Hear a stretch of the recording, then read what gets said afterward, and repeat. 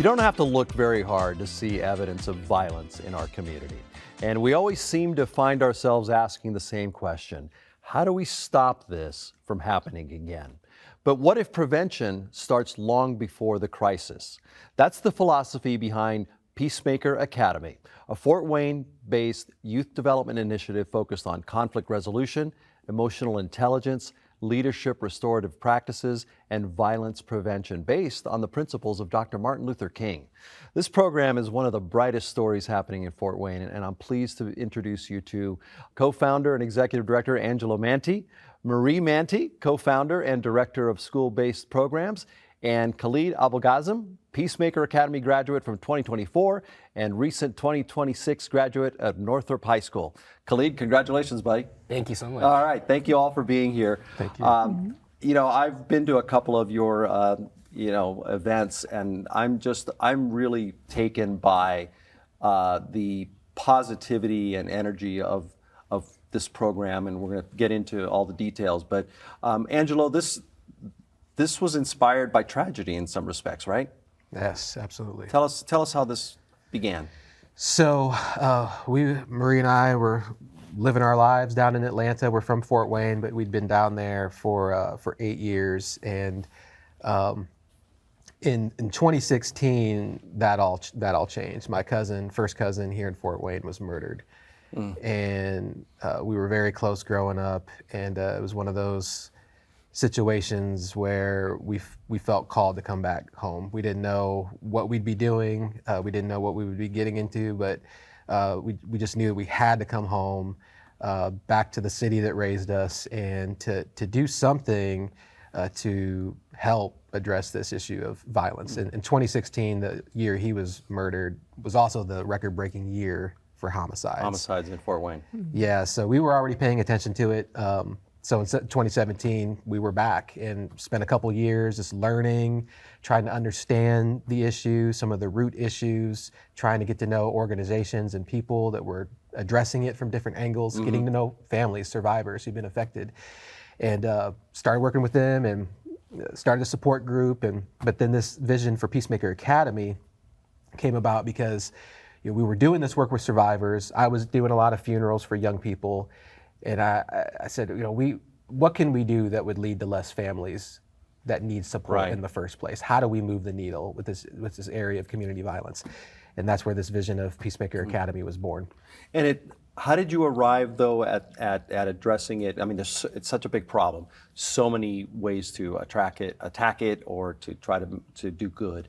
How did you arrive at emotional intelligence and conflict reduction in schools? How did you arrive at that? That is the plan. Yeah. Well, I've been an educator for nearly 2 decades, and just being in the classroom, seeing kids need tools on how to regulate emotion, how to deal with conflict without resorting to physical violence.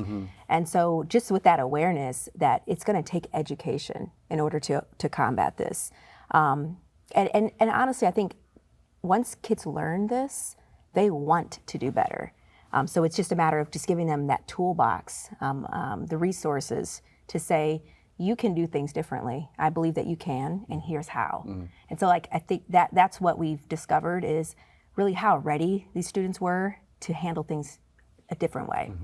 What are today's students dealing with that maybe people don't understand, pressures and areas where they're that violence is like right at the surface in their lives? Yeah, I'm going to start at the super obvious one that most people who have teenagers or around teenagers experience, and that's social media.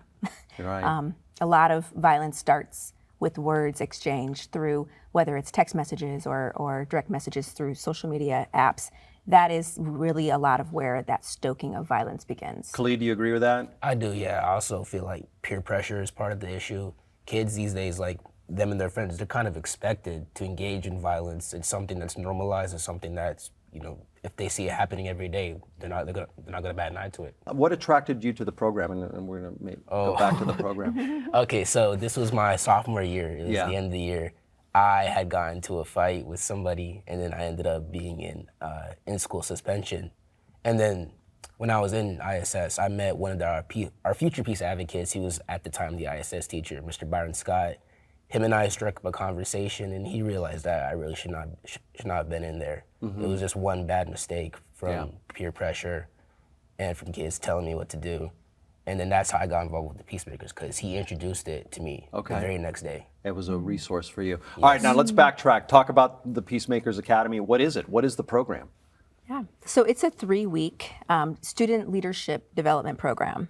Within that 3 weeks, students are learning intense knowledge on Dr. King's 6 principles of nonviolence. It's a framework, so a lot of meat can be built upon the framework. What we really dissect how does nonviolence look in a positive, active form? So it's not the absence of, but the presence of something that's good. And so we really build this tight community with students. It's 12 students from each high school that have been selected through interviews, reference checks, a process within their school. And at the end of that academy experience, then they transition to, as a school group, what can we do to bring peace to our school? And so they have a project that they build upon, and they introduce it into the next school year. And so it's very intense, very active, and very highly engaging. So Khalid, you become actually a leader for nonviolence among your peers. Yes. Was that a weird transition to move into? At first, yeah, because when you go from somebody who's just on the sidelines, just watching people do whatever they do, to becoming an active leader, at first you're going to think of it as weird, but then the more you engage with it, the more it becomes part of your daily lifestyle, and then it becomes a part of you. Yeah. Angela, how did you choose to have the principles of Martin Luther King? How did you arrive at using those nonviolent principles? So I had some familiarity with nonviolence in general. I had an academic interest in nonviolence in my studies down in Atlanta, and being in that environment, kind of the heart of the civil rights movement, where Dr. King was born, and getting to know a lot of people even from that era who were part of my educational journey in Atlanta and learning from them. So when we were exploring questions about what can we do, the first thing that I went to was nonviolence. Who's doing nonviolent programming, education with young people in particular, because that's really where we wanted to focus our energy. And so that's the path. That's how we arrived at that path. And I found this Kingian Nonviolence Network and some folks that were teaching nonviolence centers that were doing nonviolence work out of the Kingian tradition, and that ended up getting me down to Selma, Alabama, at the Selma Center for Nonviolence, and going through some Kingian nonviolence training. And I was compelled by the principles and the curriculum that they were teaching, but I was even more compelled by how they were utilizing it to transform their community and address social issues of poverty and violence down there in Selma. Is there an answer to the violence in our culture and the de-escalation? You're doing your part in de-escalating violence. Have you some thoughts about how we can do that in general, Marie? Yeah. So really our framework is the positive action to build community. And Dr. King calls that beloved community. And so it's not just about stopping those fights, but it's about creating this inclusive community. We have peace clubs that meet after school. But beyond that, just creating an atmosphere that everyone belongs, that your differences are beautiful to this community. And so beloved community, and I think that's what creates such a joy that you experienced, is because for 3 weeks, these kids are experiencing beloved community with one another. So I think they take that and they say, I want to now put this into our school in action. How can that look?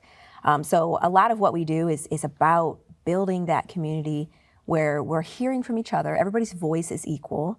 Everybody's voice is important, and what you bring to the community is just as important as what I bring to the community. And so, like, overall, that is the goal there. I interviewed Dr. Mark Daniel, the superintendent of Fort Wayne Community Schools, and the conversation was really a report card on how the last school year has gone. First thing out of his mouth was Peacemaker Academy as the success. Talk about how you're piloting this in all the schools. Yeah, and that partnership has been amazing. When we started at Southside High School, we didn't go through the district. It had to be approved for us to go in there, but we were it was really more of a grassroots thing. We went straight to the principal at Southside, and it was very small. But after a couple of years, the impact that Dr. Daniel and his team saw at Southside is what led him to say, we need this in all of our schools. And so back in 2023, they had the safety referendum, which had two broad components of security and well-being. And he slid us into this well-being part of it because you could have weapons detection systems, you can beef up your security, you could do all of that, which is needed, unfortunately, in 2026. But what's really going on? How can you get at the deeper root of the issues and work with students at that level? And so in 2024, that's when we expanded into all 5 of the schools. So now we have a full-time peace advocate at all 5 of the traditional Fort Wayne Community Schools high schools. Great. And now our contract this past year was expanded to include an additional peace advocate for the alternative schools, which are there as an alternative to expulsion for students. So it's been an incredible journey and partnership. We didn't expect it to grow this quickly, but it's taken off because it's been impactful. Yeah, It's been really it's resonating. working. Yes, It's working. yes. What is success for a student that goes through the program? What does success look like? What do you hope that every student gets out of going through Peacemaker Academy? That's a good question. To be the best version of themselves. I mean, for lack of a better phrase, just to thrive with all of the gifts, talents, abilities that they have, to believe first that they have that value, but then to live into that. And so I think those opportunities will create peace in the world, but to have that these individuals, these young people, really see the value that they really have to their community. Khalid, I'm gonna end it with you. Give you the last word. If you you run across a student that's disaffected and angry and is lashing out, maybe wants to do some violence, how do you address them? What do you say to them based on your training that you have? Based off my training and what I've learned, I would tell them about Principle 3 of nonviolence. Attack forces of evil, not persons doing evil. If they're experiencing very negative emotions, I would tell them, hey, find out what's causing all these negative emotions. Find out what's at the root of what's making you feel this way. And when they go after that, that's when I feel like they'll truly understand peace. Have you had that connection? Have you had those moments? Yes, so like in this Principle 3, attack forces of evil, not persons doing evil, really resonated with me the most out of any principle. No kidding. All right, well, it's amazing work that you guys are doing. Yeah. The Peacemaker Academy is just one of the programs offered by Alive Community Services. You can find them online at alivefw.org. Thank you very much for being here. Thank you. Thank you. Pleasure. Thank you. Thank you so much. Good job, man.